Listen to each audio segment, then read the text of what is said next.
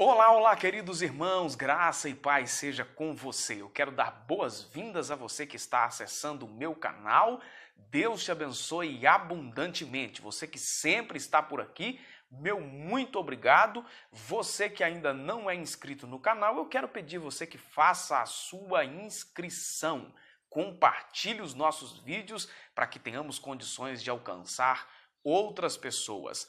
Continuamos aqui o propósito de dar alguns pitacos, alguns comentários na lição de Escola Bíblica Dominical da editora CPAD. Nós estaremos estudando neste quarto trimestre de 2020, a lição que até então seria ministrada no terceiro trimestre. Houve uma substituição aí, uma reedição de uma revista antiga, não é? Haja vista que muitas igrejas pararam completamente as suas atividades, razão da pandemia que acabou esticando um pouco mais do esperado. Então a revista que foi editada para ser ministrada no terceiro trimestre foi prorrogada então para o quarto trimestre desse ano de 2020. A lição vai abordar todo esse trimestre aspectos importantíssimos baseados no livro de Jó, um importante livro do Antigo Testamento que com certeza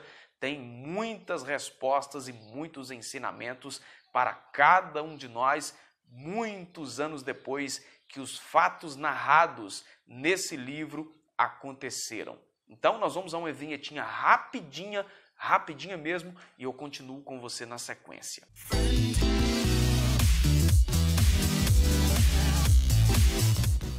Fragilidade humana e a soberania de Deus é o tema deste trimestre, uma revista comentada pelo pastor José Gonçalves, lá do Nordeste, uma figura amável, um pastor querido que eu tive o privilégio de estar com ele algumas vezes, que ele teve na minha cidade. Uma das vezes eu o busquei no aeroporto, levei também, fui o responsável aí por conduzi-lo nos momentos em que ele esteve conosco em uma escola bíblica aqui na nossa cidade. Lição de número 1, livro de Jó, vamos ao texto áureo. Tiago, capítulo 5, versículo 11, é o verso então que foi separado como texto áureo. Vamos ver o que o texto está dizendo. Eis que temos por bem-aventurados os que sofreram. Ouvistes qual foi a paciência de Jó e vistes o fim que o Senhor lhe deu, porque o Senhor é muito misericordioso e piedoso. É comum nos momentos das nossas adversidades alguns de nós perguntarmos: por que o justo sofre? Deus, sendo amoroso, porque acaba permitindo o nosso sofrimento?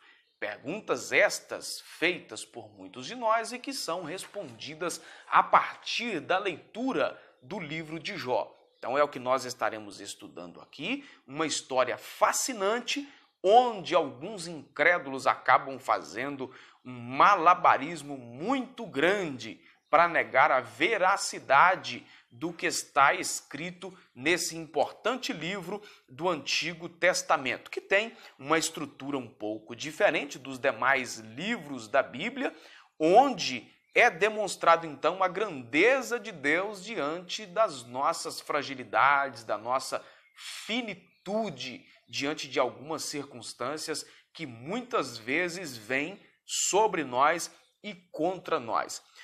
Essa primeira lição é abordado aqui alguns aspectos históricos do livro de Jó, como por exemplo, quem escreveu o livro. Muitos acabam aí circulando pelos pensamentos de que teria sido Moisés, teria sido Eliú, Salomão, Ezequias, Isaías e até mesmo Esdras. Na verdade, os que não acreditam no mover sobrenatural de Deus acabam aí fazendo do livro uma espécie de uma colcha de retalho. Outros, até dito evangélicos, acabam dizendo que é apenas uma história fictícia para amedrontar as pessoas, o que não é verdade. Como eu disse, aqueles que querem negar a veracidade do livro fazem um malabarismo descrente para negar a realidade histórica da terra de Uz e também o seu personagem Jó, que é aqui o principal dessa história.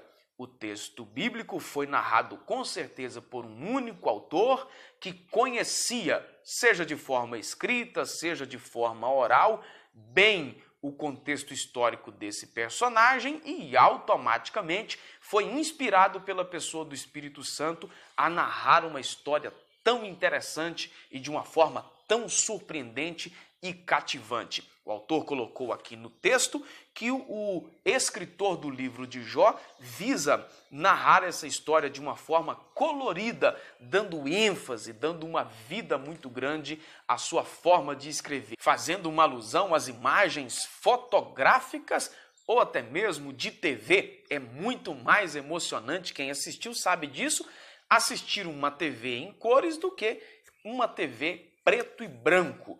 Então, o escritor do livro de Jó faz exatamente isso ao ilustrar, ao contar detalhes assim de uma forma tão minuciosa e cativante. A Bíblia mesmo atesta que a história de Jó foi escrita a partir de um personagem real. O profeta Ezequiel fala sobre ele como um personagem real. Tiago também atesta a realidade histórica do principal personagem do seu livro. A maioria dos estudiosos concordam que os fatos narrados no livro de Jó teriam acontecido antes mesmo da lei, por algumas razões. O sacerdócio como instituição ainda não havia sido instituído nos relatos do livro de Jó, visto que Jó era o sacerdote da sua própria casa. Um outro fato, as filhas eram co-herdeiras juntamente com os seus irmãos, se pode ler isso em Jó 42:15, o que na lei isso não era permitido, entre algumas outras coisas.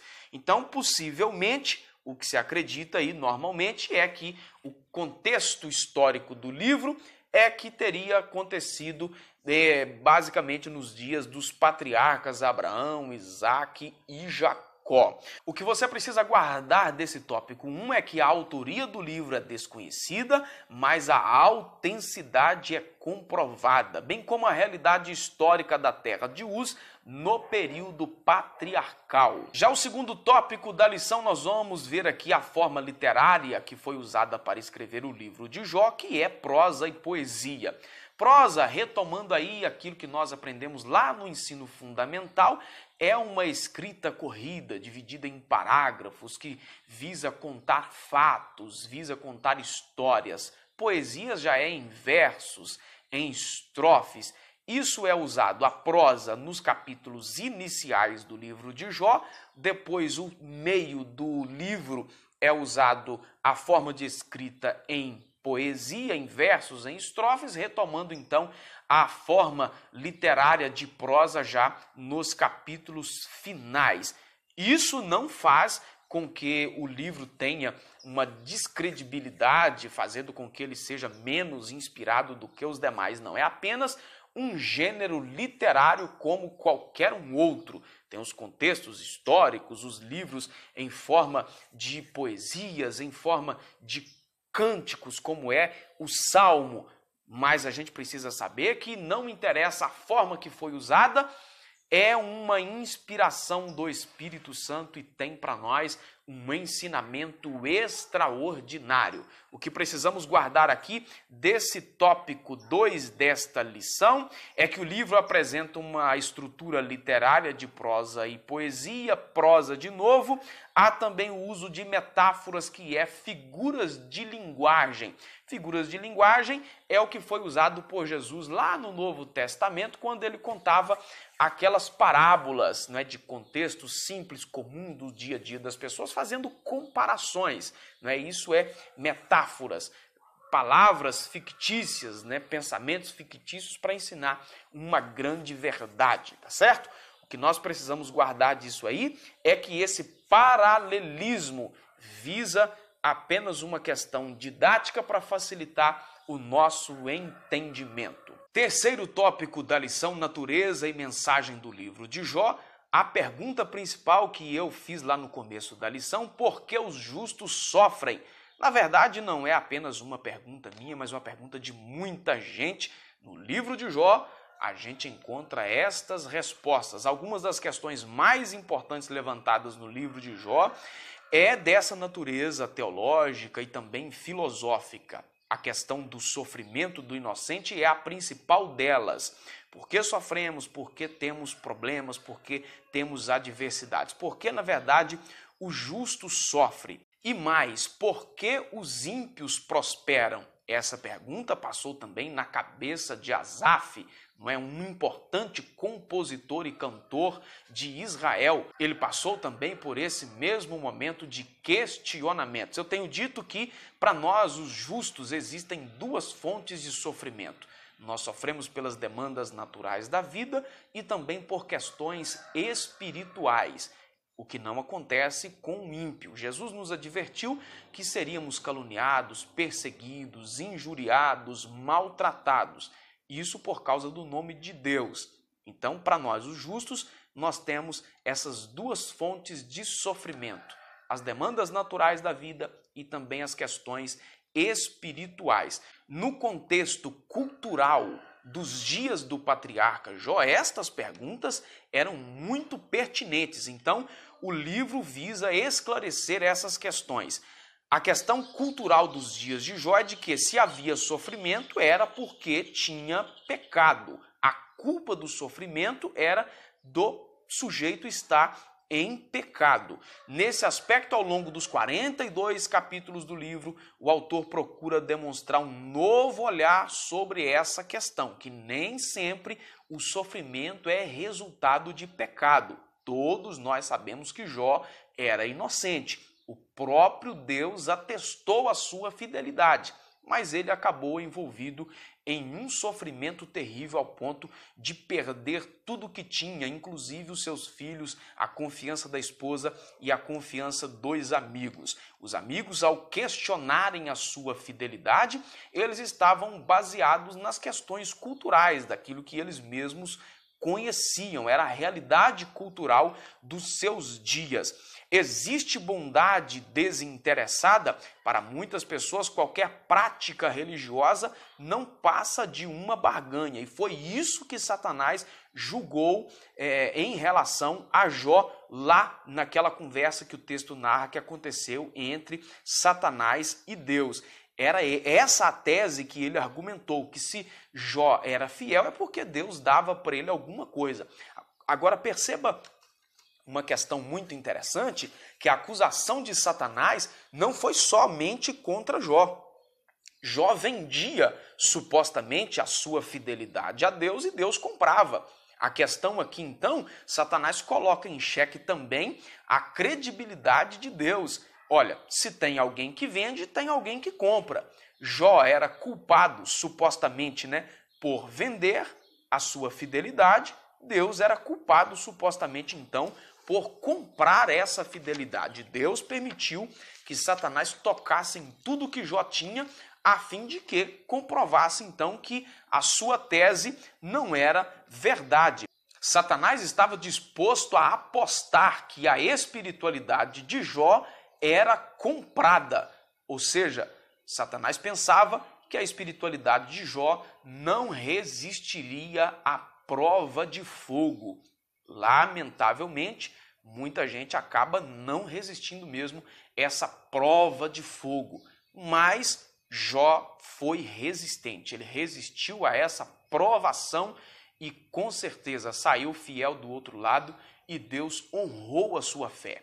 Já nos últimos capítulos do livro de Jó, mostram os impactos que a revelação divina tem sobre os homens. A questão para Jó não foi tanto entender a Deus, mas experimentá-lo. É isso que a gente precisa também na nossa vida. Não é nem questão de entender.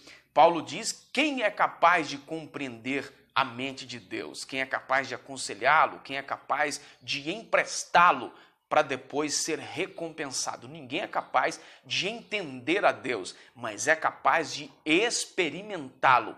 Esta é a grande questão. A partir do momento que experimentamos a Deus, tudo fará diferença na nossa vida. Assim como Jó, o Senhor está também nos convidando a experimentá-lo com profundidade. Quando isso acontece na nossa vida, a nossa fé é inabalável.